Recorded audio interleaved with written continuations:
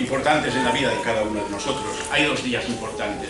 Uno es el día que nacemos, por supuesto, ¿verdad? Pero hay otro día que es muy importante, o más importante, bueno, no sé, el día que descubres para qué. Un día es el día que nacemos, pero otro día muy importante y determinante en la vida es el día que descubrimos para qué hemos nacido. ¿Cuál es el sentido? ¿Cuál es el propósito por el cual hemos llegado al mundo? Bueno, pues es algo, una pregunta que todos nos hacemos o que nos hemos hecho en alguna ocasión, pero es una pregunta que no tiene fácil respuesta. De hecho, los científicos, los sociólogos, los filósofos no saben cuál es el sentido de la vida. Es una cosa que no pueden responder. La cuestión del sentido de la vida sigue angustiando a muchas personas, a personas que se toman en serio la vida y que quieren encontrar ese sentido, ese propósito. ¿Vale la pena vivir o no vale la pena? De hecho, hay muchas personas que llegan a la conclusión de que no vale la pena y que es mejor dejar de sufrir que seguir sufriendo o seguir viviendo sin una motivación, ¿verdad? Ante esa falta de respuestas convincentes y soluciones, pues se pueden encontrar algunos sucedáneos, ¿no? Como de propósito, como puede ser, bueno, pues el tema de los estudios. Esto motiva a vivir con una meta, conseguir un trabajo, familia, seguridad, conseguir un patrimonio, en fin, y ya cuando todo se tiene o simultáneamente se va buscando todo esto, pues entretenerse, ¿no? Es uno a veces de las obsesiones que tiene la persona moderna, el encontrar satisfacción, encontrar seguridad, buscar seguridad para poder vivir tranquilos, ¿no? En definitiva, lo que decía Igor, la felicidad, algo que él reconocía, que a pesar de que todo le iba bien, pues no era feliz, le faltaba eso, le faltaba algo que le hiciese feliz. Bueno, pues la felicidad es algo que motiva a muchas personas que no tienen un propósito claro. Sin embargo, la búsqueda de la felicidad se convierte en una alternativa, pero es en realidad un sucedáneo del auténtico propósito. Cuando nos falta la felicidad, entonces ya nos consideramos unos desgraciados, unas personas indignas, cuando cuando somos dependientes, por ejemplo. Ahora, ¿sabéis? El conseguir la felicidad incluso tampoco satisface. ¿Cuántas personas que han alcanzado todo en su vida se sienten insatisfechos? Y concretamente leía una noticia esta semana que uno de los países más felices del mundo, ¿no? Como Finlandia, el país más feliz del mundo durante varios años seguidos, ya, y toda la gente se ve que aquellos como Alicia en el País de las Maravillas, ¿no? o estar en Disneylandia continuamente. Bueno, pues sorprende que en ese país considerado el más feliz del mundo es el país donde hay más muertes entre los menores de 25 años, a causa de las drogas. ¿Sí? Qué contraste, ¿no? Qué contradicción. ¿Cómo puede ser? Pues bueno, en realidad el sentido de la vida no podemos encontrarlo fuera de aquel que creó la vida, y mientras no reconozcamos a Dios como creador no podemos encontrar tampoco el verdadero sentido. ¿Existe algo o alguien que pueda explicarnos por qué estamos aquí? Bueno, los que os habéis bautizado hoy, nos lo habéis dicho, habéis respondido a esa pregunta. Evidentemente, cuando nacisteis fue un día muy importante para vosotros, pero hoy habéis manifestado que habéis encontrado el propósito para el cual habéis nacido. Y es un día, pues en su día lo descubristeis, pero hoy nos lo habéis transmitido de una manera pública y para nosotros es muy importante. El sentido de la vida está en el creador de la vida, aquel que es la primera causa, ¿verdad? La primera causa de todo lo que existe. Y el sentido de la vida está en Cristo, que es la manifestación humana de Dios. Ahora, deberíamos, teniendo ya esta respuesta o al menos considerando la respuesta que vosotros nos habéis manifestado en vuestro acto, nos faltaría responder a otra pregunta también, una pregunta que os deberíais hacer vosotros y todos aquellos que nos hemos bautizado y hemos aceptado a Cristo. ¿Qué es lo que Jesucristo espera de nosotros? ¿Qué es lo que Jesucristo espera? Porque si hemos encontrado el sentido en Cristo, ¿para qué? ¿Qué espera? ¿En qué consiste ahora una vida con Cristo? Bueno, pues me gustaría compartir con vosotros un pasaje de Romanos. Romanos capítulo 12, los primeros versículos. Son unos versículos que nos van a enseñar qué es lo que Dios espera de nosotros, por Jesucristo, al que hemos aceptado como Maestro. Esta epístola está escrita a una iglesia en Roma, a los romanos, una iglesia que Pablo no había visitado nunca, tenía muchas ganas de conocerlos porque había escuchado mucho de ellos y tenía en mente visitarles, y les dedica una epístola pues muy teológica, bueno, podríamos decir que es el resumen de toda la doctrina cristiana. Está ahí condensada en esta epístola a los romanos. Pero para poder entender los versículos que vamos a leer, estos dos versículos breves, debemos de tratar de situarnos en la época, ¿no? La sociedad romana, la época de los romanos, como las películas que hemos visto, era una sociedad muy estratificada, había unas clases muy definidas y muy estancas. Así que había la aristocracia, estaban los comerciantes, campesinos, había también los esclavos y también, bueno, la mayoría de la gente era gente con escasos recursos económicos, una mayoría de gente pobre. Había así una clase social privilegiada, pero la mayoría de las personas pues eran pobres. Y la sociedad romana era conocida por su tolerancia hacia ciertas formas de inmoralidad, como la promiscuidad sexual, la corrupción política y la crueldad en los espectáculos públicos. Todos hemos visto películas de romanos y podemos darnos cuenta de que eso, aunque dramatizado y en plan comercial y en el cine, pues tiene parte, ¿sabes?, de realidad, está basado en la realidad. Bueno, pues de esa sociedad, la iglesia estaba formada por personas de esa sociedad. Muchos eran esclavos, muchos eran pobres, también algún que otro militar había campesinos, habían comerciantes, judíos también. Los judíos estaban en todas partes, eran a quienes se dirigía Pablo en principio. Había muchos extranjeros, etc.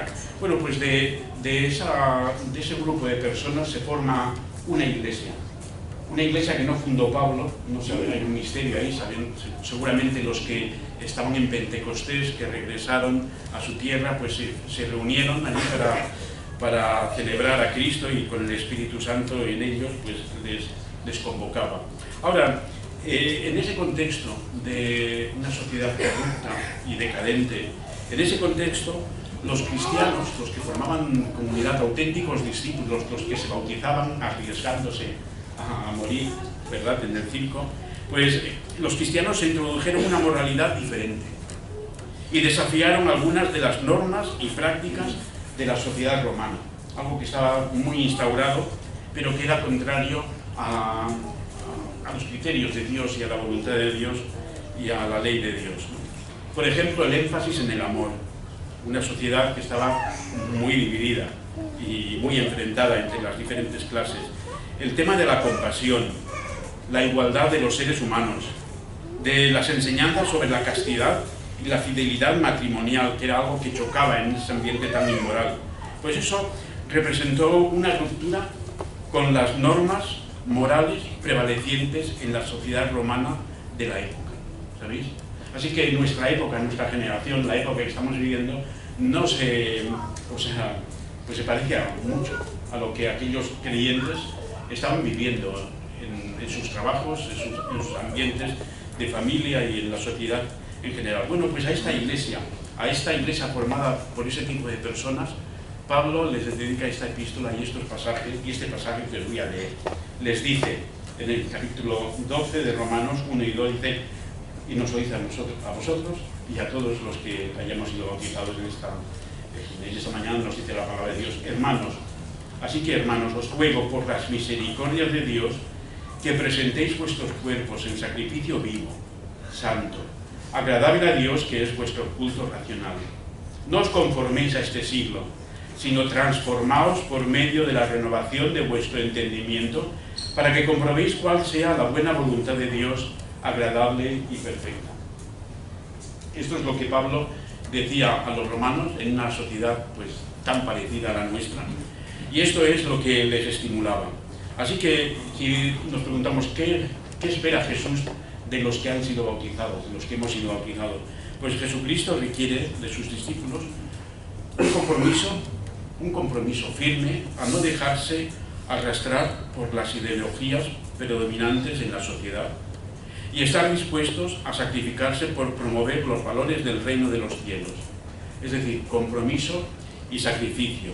Ser de contraste en una sociedad que cada vez es más anticristiana, no antirreligiosa, porque a otras religiosas los dejan bien tranquilos, ¿no? Pero cada vez más anticristiana. Entonces, contra esta tendencia, pues el Señor necesita personas firmes, convencidas, ¿no?, que están comprometiéndose. Bueno, pues comparándonos con los romanos en aquella generación, de nuestra generación, ha surgido un tipo de personas específica, muy diferente a los que somos mayores, ¿verdad? Pero los jóvenes, pues podéis sentiros un poco como retratados, pero también los mayores. Ha emergido un nuevo tipo de persona, un nuevo tipo de persona que no cree en nada ni en nadie, ¿sabéis? Desencantado completamente, desengañado de los políticos, de los gobernantes, de la religión, de todo. Es un tipo de persona pesimista, que piensa que la vida carece de sentido. Y debido a esta actitud y a este resentimiento, pues muestra su resentimiento a través de su comportamiento y a través también del odio hacia la vida. De tal manera que la vida es un valor que se desprecia. Lo vemos con las leyes que se van incorporando sobre la eutanasia, sobre el aborto, sobre el suicidio. Todo esto tiene que ver con este desprestigio de la vida, la falta de valor, ¿no? Se impone el deseo de estar a gusto. Bueno, sobre este asunto, en los que os gusta el cine, o las series, o las películas en la televisión, ¿os habéis fijado que en la mayoría de películas hay muertes, asesinatos, muertes, violencia? Pero ¿cuántos nacimientos forman parte de la trama de una película? Muy pocos, ¿no? ¿No choca este contraste entre tantas muertes contra tan pocas vidas? O sea, la vida es algo que no se celebra, no se relata, parece como que no interesa. Solamente aquellos que se casan y que tienen el deseo de tener una familia, pero ya cada vez más también la gente prefiere tener una mascota que un hijo, ¿no? Es mucho más fácil y te quiere más, porque te quiere siempre, cada día estás esperando, ¿no? Los hijos van cambiando y cuando llegan a la adolescencia, pues enseguida sabes diferenciar quién es el adolescente y quién es el pequeñito, ¿no? Pues de los dos, uno sale corriendo a recibirte y a abrazarte, y el otro, pues no, está allí en su búnker, en la habitación, y ni se entera, le da igual que entres, que salgas, que te vayas de viaje, no pasa nada. Pero el perrito, la mascota, sale siempre, la tienes ahí, este saludo garantizado, ¿no? Bueno, pues hay personas que prefieren una mascota que un hijo, y con todos los problemas que conlleva. Ahora, se impone el deseo de estar a gusto consigo mismo sin importar a consecuencia de qué. Ese es el tipo de persona que se está creando, que se está generando. Se persigue en realidad se persigue, detrás de todo hay acabar con cualquier tipo de restricción moral.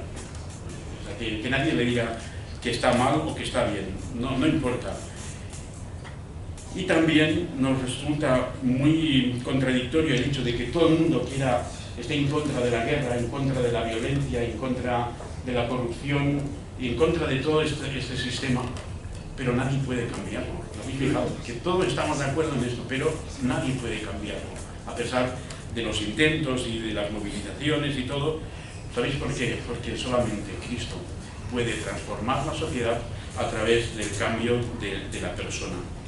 El culpable de la miseria global en la que nos encontramos no es Dios, sino precisamente la maldad humana, el pecado que todos llevamos dentro. Por eso la solución no está en cuestionar al Creador, sino en arrepentirnos, como ellos han hecho, como vosotros habéis hecho, y hoy nos habéis dado una lección. Arrepentirnos de nuestros pecados y renovarnos completamente en Cristo Jesús y enterrarnos, ¿verdad? Porque eso es lo que simboliza el bautismo por inmersión, enterrarnos a la vieja vida y salir a una vida nueva. De tal manera que hemos enterrado al viejo hombre y a la vieja mujer, pero ahora ha resucitado otro ser físicamente igual, pero interiormente diferente. Vosotros y los que hemos sido bautizados, en realidad lo que espera Jesús de nosotros es que seamos transformadores del sistema, ¿verdad? Agentes de gracia, suministradores de esperanza, porque precisamente esto es lo que hace falta. Gente que produzca el cambio. Muchas veces pensamos, es que esto es muy difícil. Una persona no puede cambiar el mundo, ¿verdad? Esto es un poco, podríamos decir, hay que ser muy optimista, pero en realidad el mundo ha sido cambiado por minorías que han sido motivadas por una persona. De hecho, estamos recordando que, con vuestro testimonio, Cristo, una persona, un hombre, pues sin haber escrito un libro, sin haber hecho demasiado bombo y platillo, pues ha conseguido transformar una sociedad entera, ¿verdad? De 120 personas que se reunían allí, 120 personas que consiguió fidelizar. Podemos decir, para un Mesías es muy poco, ¿no? Pero eran 120 personas que estaban comprometidas y que estaban dispuestas a dar su vida por Cristo. Y esos 120 enseguida se convirtieron en 3000, y a partir de ahí tenemos el libro de los Hechos, como en una generación, en pocos años, pudieron cubrir todo el imperio romano con la palabra de Cristo. Conocemos los hechos de los relatos, los viajes de Pablo, pero imaginaos la trayectoria de los otros apóstoles. Si fueron como Pablo, pues todo el imperio estaba sembrado de, si el Espíritu Santo ha utilizado a los otros apóstoles como a Pablo, pues ¿cómo estarías? Bueno, pues son los hechos del Espíritu, ¿no? Los que se relatan. También nosotros tenemos el mismo potencial, tenemos el mismo espíritu para transformar el sistema. Ayer os puse en el grupo de WhatsApp la historia de un hombre, se llamaba William Borden, y ahí tenéis la historia, los que pertenecéis al grupo, pero era un joven del siglo pasado, a principios del siglo pasado. Una persona pues, que nació en una familia muy adinerada, tenía una fortuna, era heredero de un imperio. Y este chico, pues, bien, nació en una familia cristiana, y cuando acabó la secundaria, sus padres le regalaron algo que era muy típico en las familias adineradas, un viaje alrededor del mundo. ¿Os gustaría que vuestros padres, que estáis en la secundaria, os hiciesen un regalo así? Un año sabático, porque formaba parte, era la moda.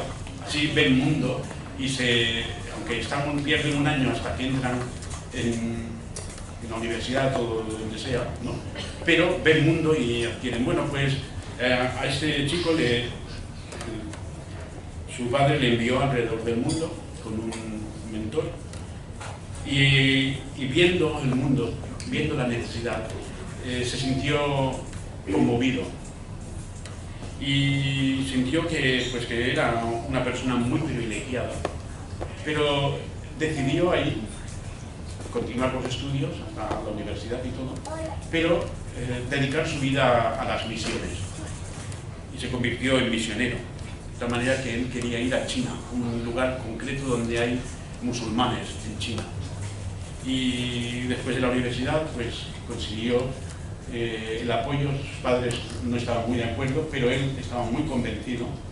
Consiguió motivar también a muchos estudiantes, compañeros suyos, para orar y para apoyarle en esta aventura.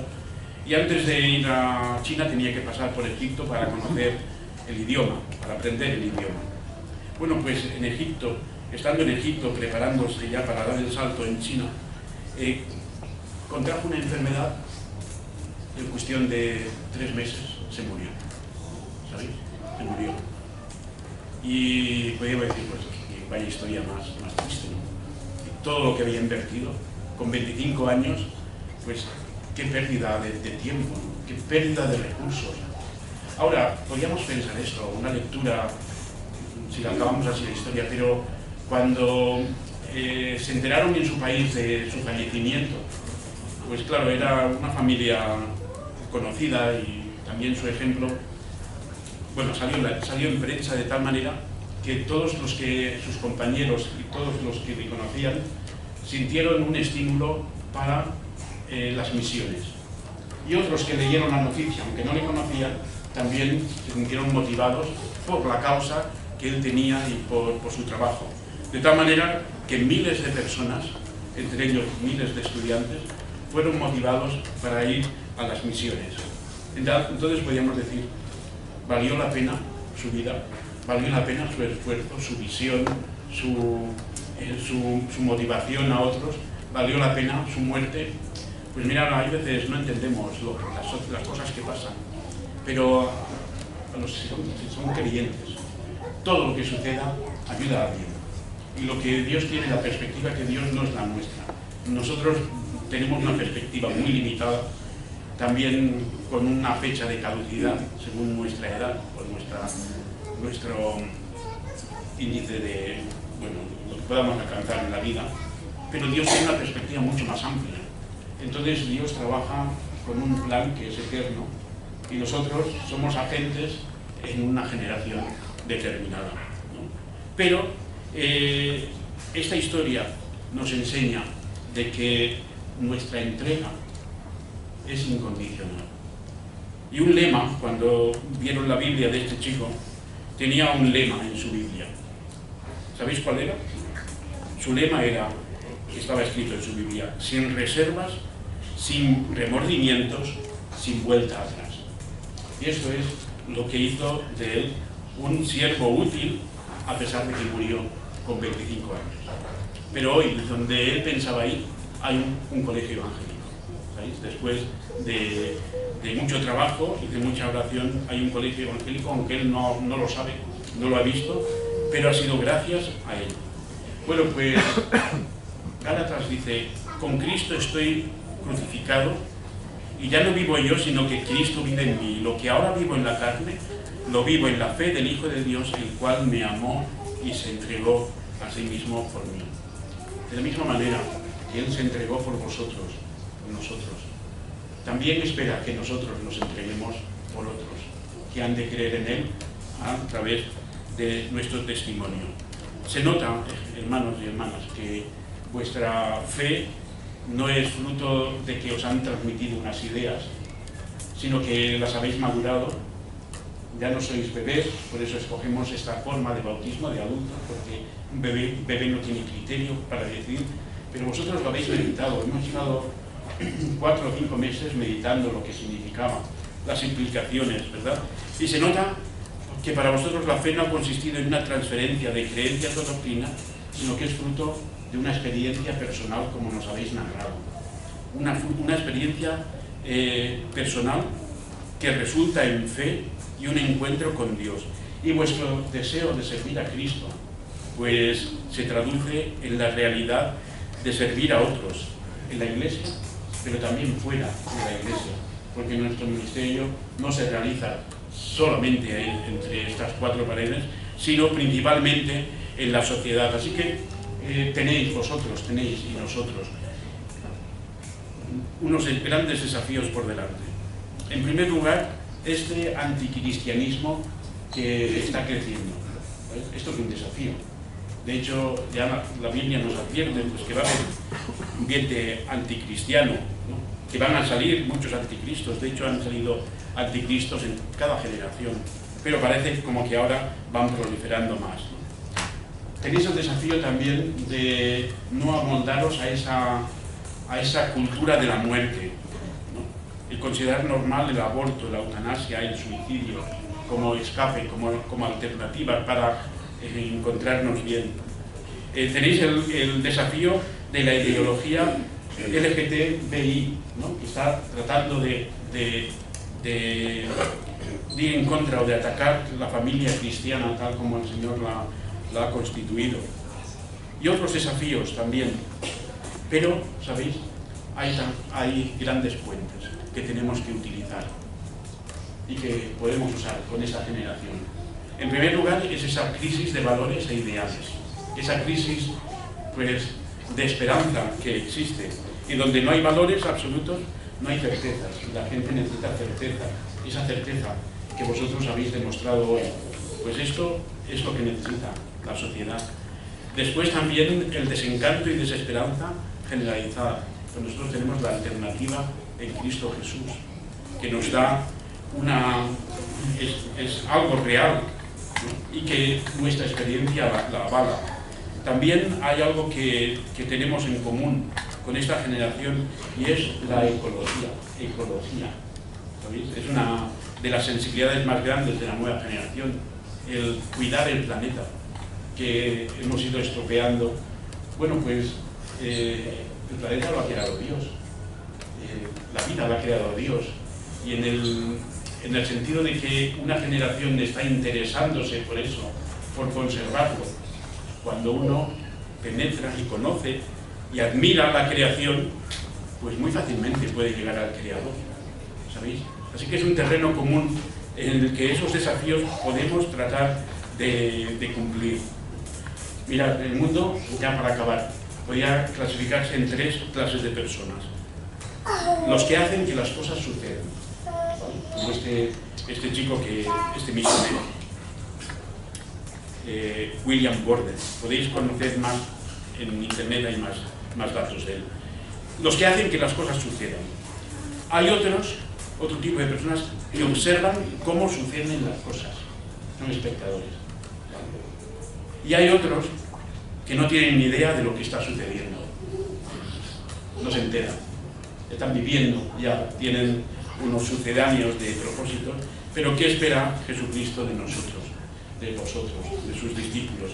Obediencia a Cristo, a su palabra, incorporación a su iglesia, funcionar como miembros de esa iglesia y un servicio responsable al mundo. Pues que el Señor nos ayude, que el Señor os ayude a cumplir con estos propósitos, y vuestro ejemplo, vuestro testimonio nos sirva a todos para acompañaros o incorporaros en esa responsabilidad que todos tenemos. Y si hay alguna persona que dice, bueno, pues no sé, me sorprende que lo tengan tan claro, y quizás alguna persona quiere conocer más de Cristo, pues ellos os podrán guiar, y también cualquiera de la iglesia también os podrá guiar, y personalmente os podría guiar para conocer a Cristo. Así que vamos a acabar dándoos el certificado y orando por vosotros. Así que voy a pedir que los que habéis leído para ellos, que vengáis, porque vais a dar el certificado y podéis salir aquí delante. ¿Vale?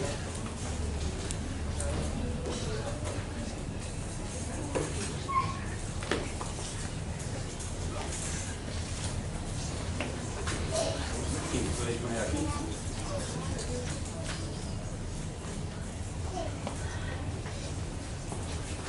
Tú le vas a dar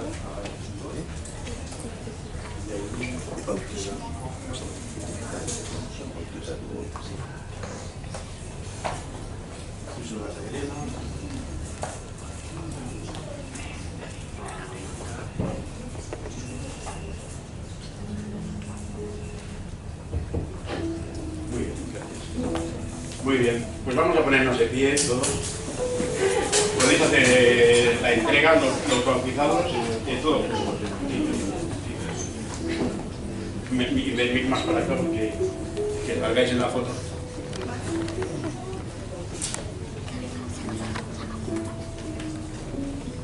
Y después orará el pastor Julio por ellos. Así que podéis hacer la entrega cada uno del certificado de bautismo. Podéis dar un abrazo. Bueno, un aplauso.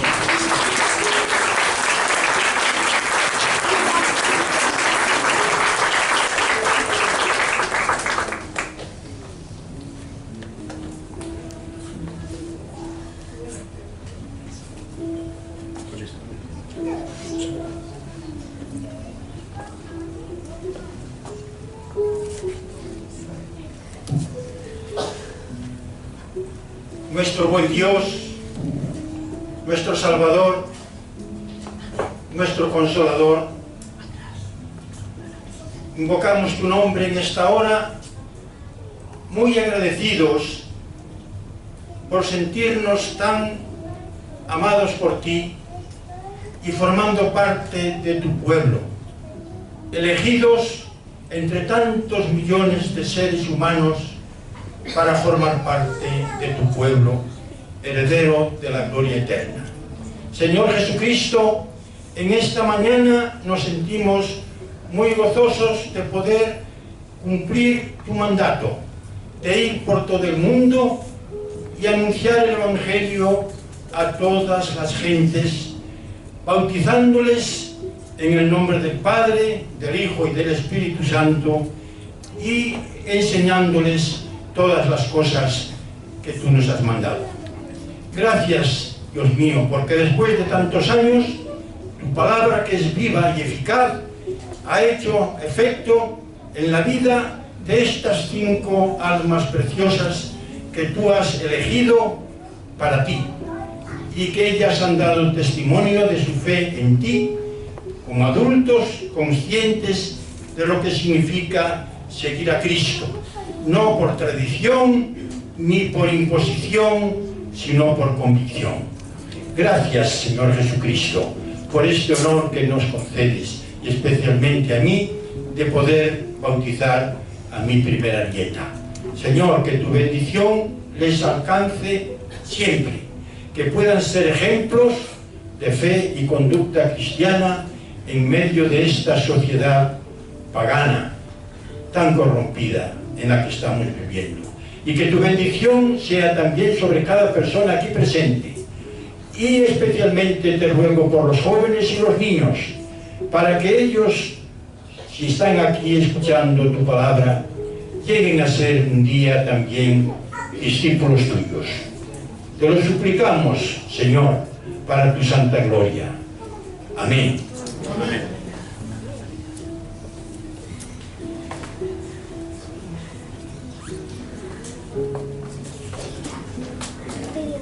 Muy bien. Pues ya os doy la doxología.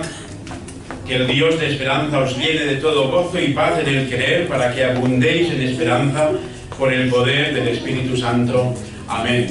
Ahora ya podéis saludarlos. Vamos a celebrarlo allí. Gracias, Julio.